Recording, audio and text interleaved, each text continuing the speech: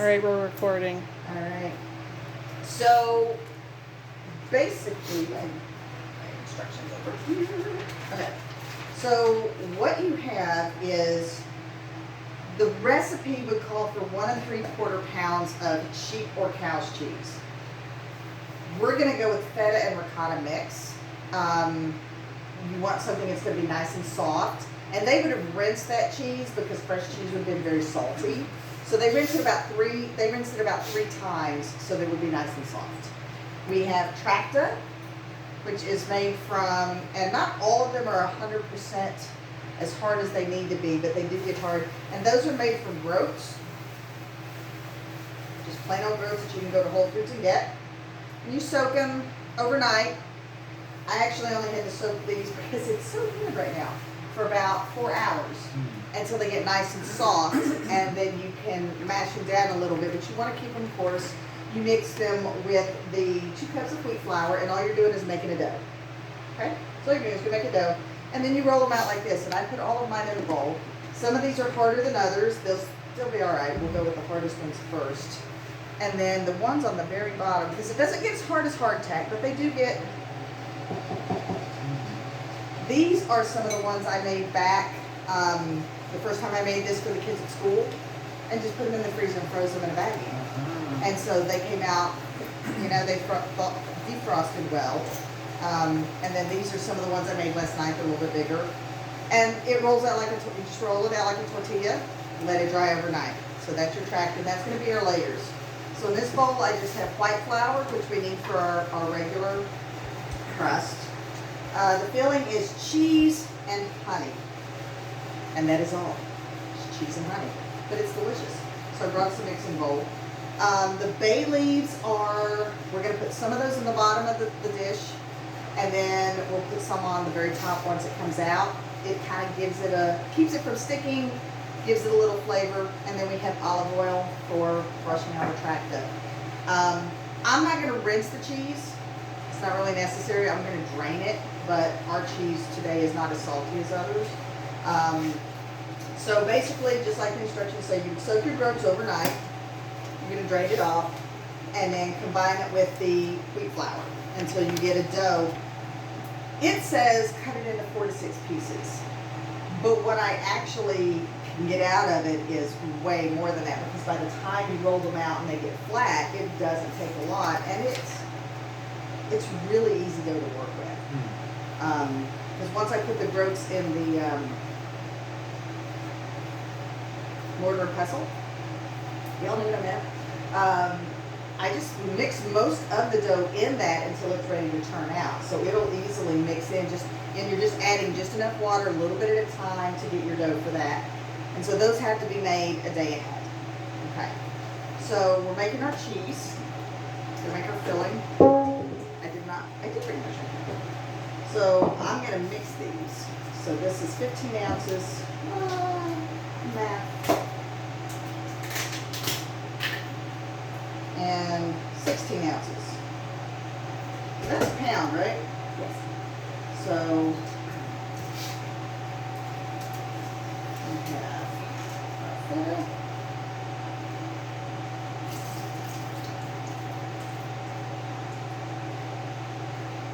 Which apparently was frozen when I got it off the shelf.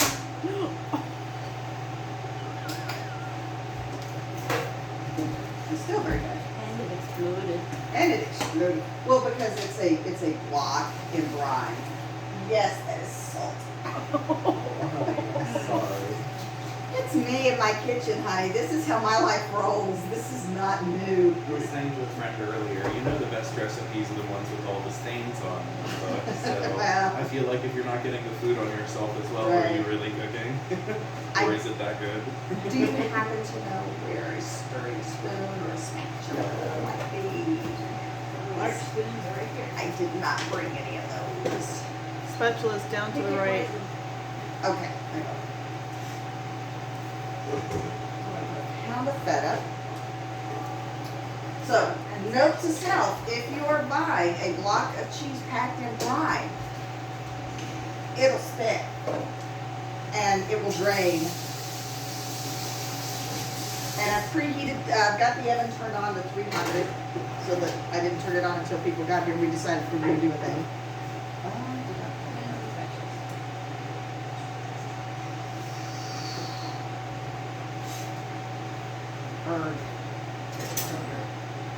Alright, Your glass. thank you. So, break that up. Again, you just want it to be nice and soft. I'm going to put a glove on so I can use my hands. And I appreciate everybody that came out. It's gonna be fun. I'm excited about this. It's actually really good. It doesn't take that long to make. I've enjoyed making it. I enjoyed eating it. And I got teenagers to eat it. So, I felt that was a win. Now, if you've got the time, you could do all of this ahead before you actually get there, and you could mash it with whatever. Now, I'm going to take about half of that ricotta, because I'm just not able to do math like that. Okay.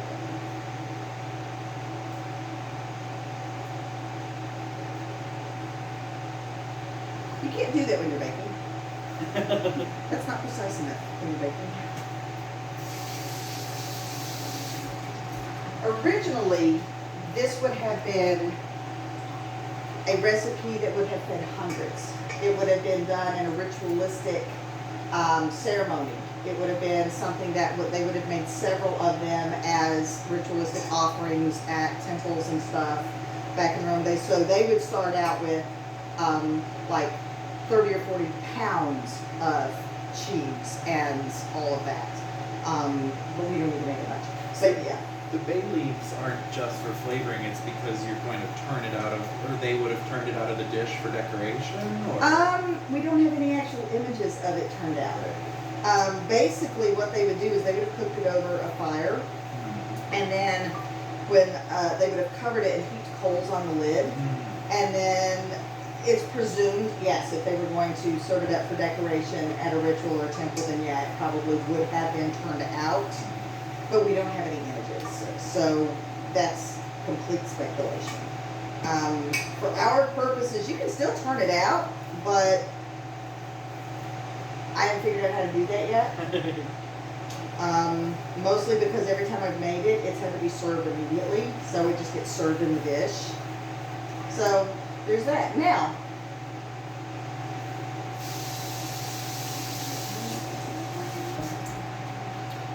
so that is all mixed up. It's one big soft amalgam of cheese. You can use any cheese as long as it's crumbly, kind of crumbly, and will get soft. And so feta is usually the easiest way to do that because it already gets that way. It's got a little bit more salt and tang to it. Ricotta is nice and smooth, so it balances it out, and it turns out really well. This is just local honey, 3/4 of a cup of honey. And I now have 3 of these in my pantry because when I go to the store and I don't have my numbers in front of me and I don't know how much I need, I better get 2 because it feels like this wanted like 3 cups of honey. No, it didn't. It wanted 3/4 of a cup of honey. But now the last time I made it, that's all I had. And it was just like, what? The other thing I learned from the last time is to go gently with the olive oil. Because the last time I made it, it really, really moist. I like that word, moist. Alright, so 3/4 cup of honey, pour that in there. La, la, la, la, la. No, I don't want to do it, so it's going to go all over. And this is the filling. It's super easy.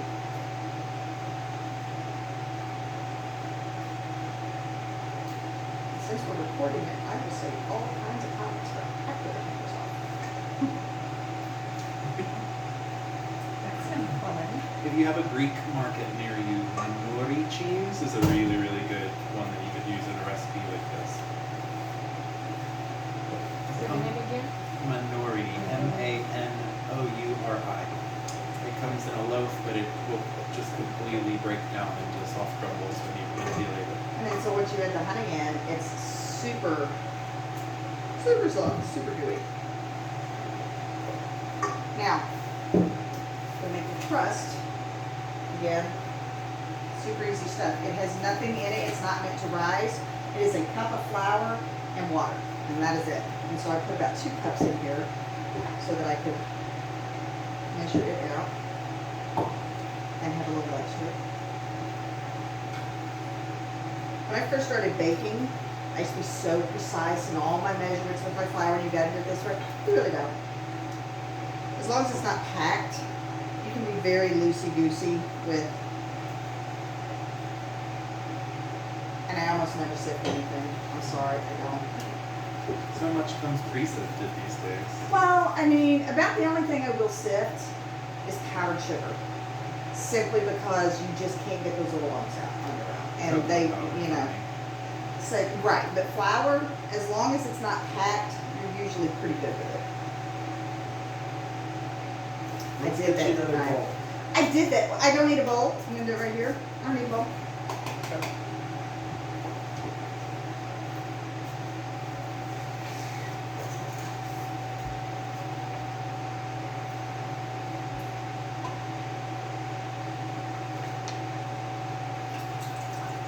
Let's see if I actually use that much.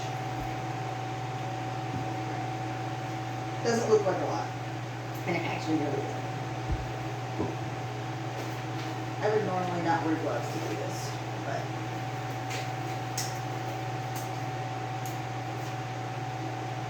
I'm gonna mix up right now. It's kind of like making dumplings, except no egg or salt.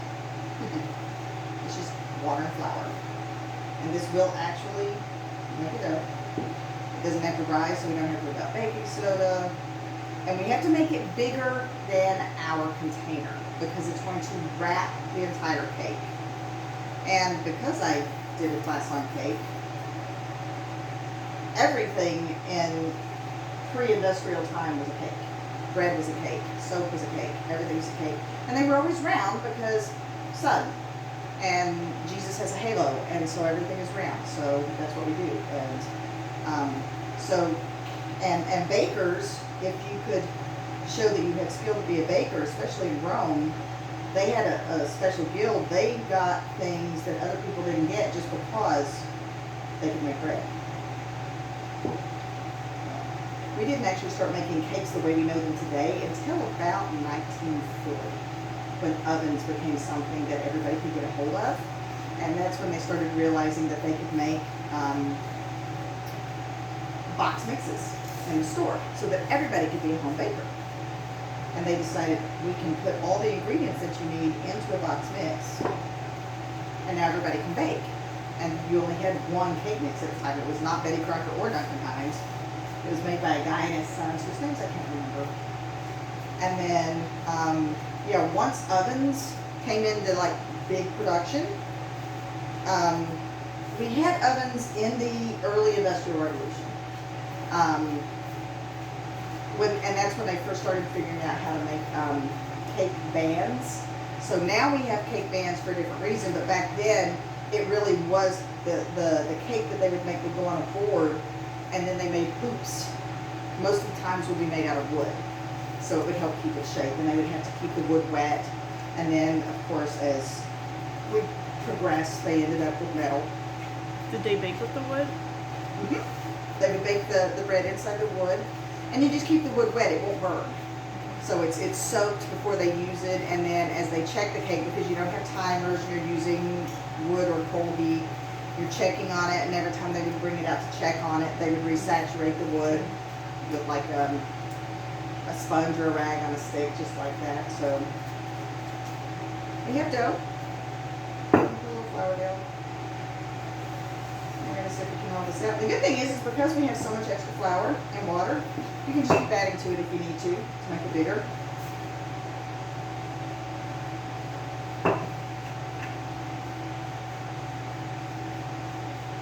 And since that oven's been on for a bit, I'm gonna presume it's hot. The preheat light went off. So. Oh, good, because I'm used to mine making a noise at me, and that one didn't.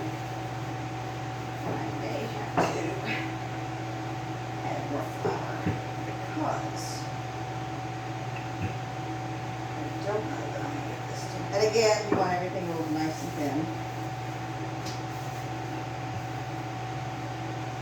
What sources were you using for this recipe?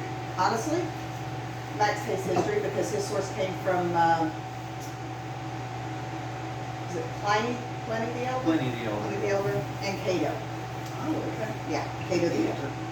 So I really didn't feel like needing to reinvent the wheel since he'd already done all the research. I wasn't familiar with this stuff. He is really funny to watch, and he gives a lot of good information because in between times, like when things are baking or making, he does history lessons. And he'll cover, like in this particular one, he's covering, you know, the Roman Empire and wars and things like that. How big are you? Are you big enough? I don't think you are. There's wheat flour from the Tracta, but we'll see.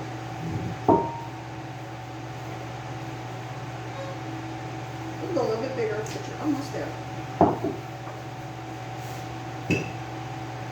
Yeah, you want it as thin as you possibly get it without ripping. It's probably one of the easiest things I've ever made. Is that a quart and a half dish you got? I don't know. It is my new souffle dish that I haven't, and I just ordered one online because somebody said, Mom, you should make a souffle. I've never made a souffle. Sure you have. No. Make quiche. There's a difference. I know I've never made a souffle because that takes a special dish. And then I just ordered one, and so I really don't know. I'm so sorry. I don't have that information. So I lived most of my life by a, oh, it's ready. Alright, so get this puppy ready for the oven. We are going to take our bay leaves. Anybody use bay leaves? I have lots of bay leaves. I had leftover bay leaves from last night, but I'm using fresh ones tonight. Right. And you want to cover the bottom of the dish with bay leaves. And we're going to hit it with a little bit of oil. So I'm going to put oil on the bottom, just like that. And cover it with the bay leaves. What's the reasoning behind that? Pardon me? Why are we doing that? So that it A, doesn't stick, and B, the bay leaves will help give it some flavor, because right now the only flavor it has is the cheese and the honey. The Tracta doesn't really have a lot of flavor. It's sweet bread and groats, which actually are not as bad as I thought they were going to be the first time. How is it served? Do you put the stuff on top of the Tracta? Is that how you eat it? Right, we're gonna put the bay leaves on the bottom, and then we're gonna put the crust on top of the bay leaves. Then we're gonna do a repeated pattern of Tracta, oil, and cheese.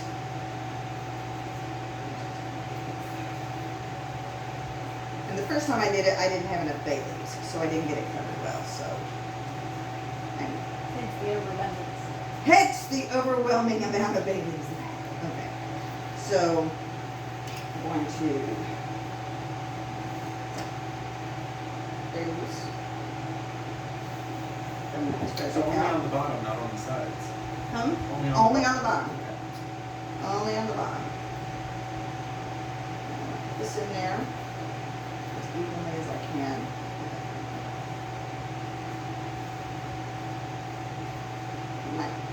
We might make a little bit more crust when we get done.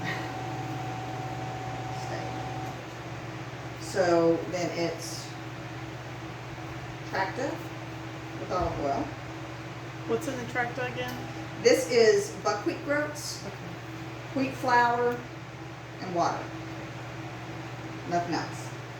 And so that's going to go on the bottom. And then I'm going to take a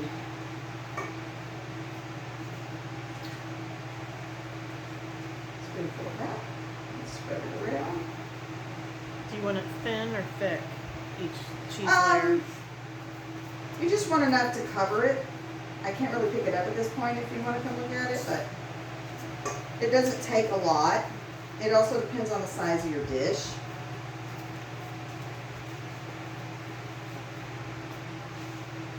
How many Tracta you gotta get through? We'll see.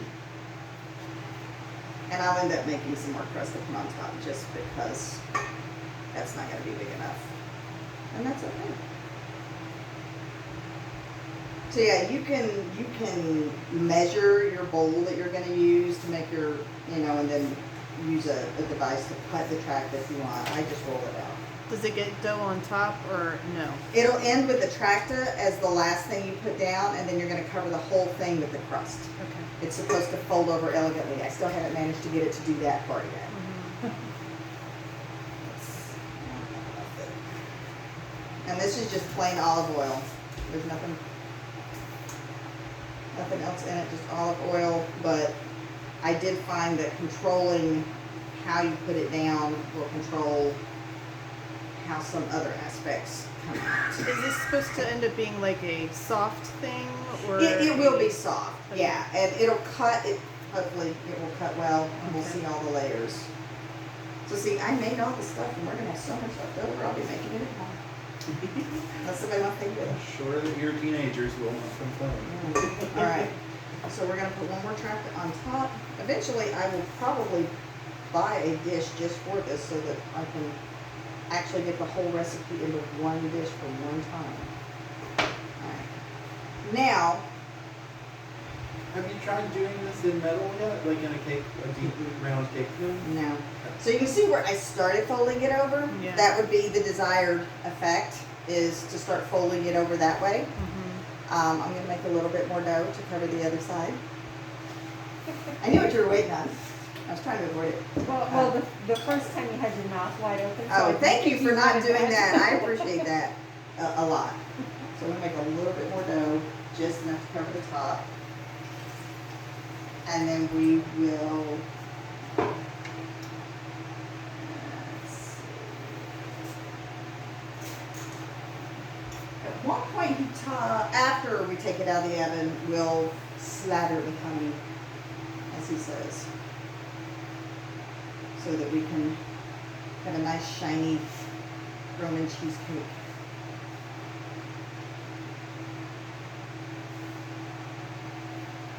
We have to like to get dirty. That's why my kids don't bake. That's the best part. Finger painting was fun when they were little. Watch me. Watch me. I don't think you guys understand how this is supposed to work. I realize you're telling on them for the world. They know it's true.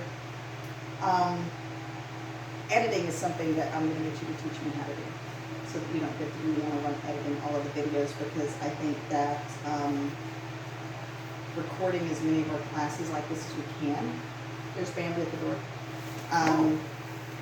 is going to be another way to show people we're still meeting, and that, we started it, we just kind of dropped off. I didn't realize you were doing so much editing. I now know. So roll this bit back out.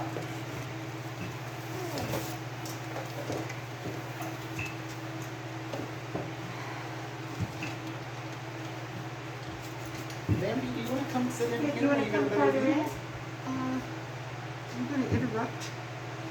You're fine. You're You fine. okay? You can come through if you want. Thanks. I'm filming right here though. Okay. So yeah, mine is probably the layman's Tracta, since I have to make more dough. But now we're all covered. So now we are all covered. Okay, so we're gonna bake it. It's all covered. Oh, it's all covered. Not pretty, but it's there. I don't have a lid, so we're gonna cover it with this. And then we're gonna bake it for 70 minutes. So I can clean up and talk amongst ourselves.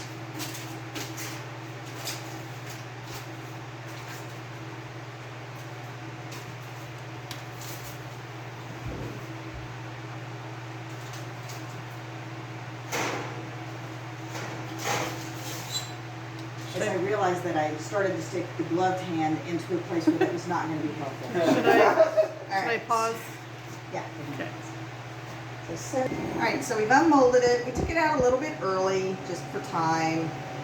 Everybody says it smells amazing. It does. Smell the Smells bay leaves. amazing. Yes. I'm gonna just flip it so we can cut it from the top. So clearly it could always be taller. I could have filled it a little bit more. I didn't. So let's cut it. Let's see what we This is get. so exciting. It is.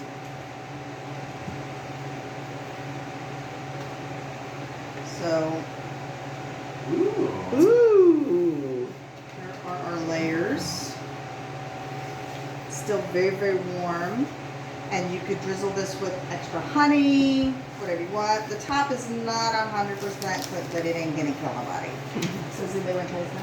Yes.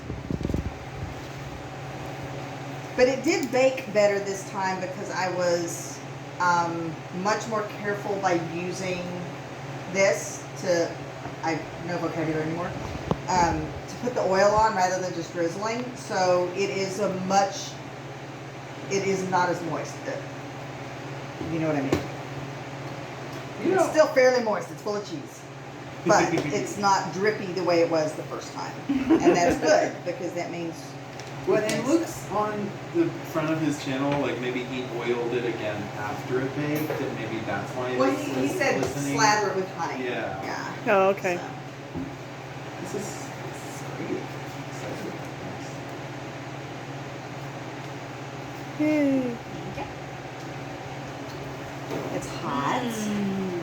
It's Marcus, careful. You're still hot. Oh.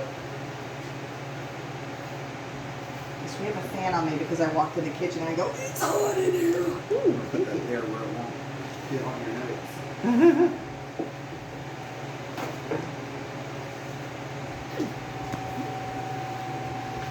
Presuming everybody can have everything.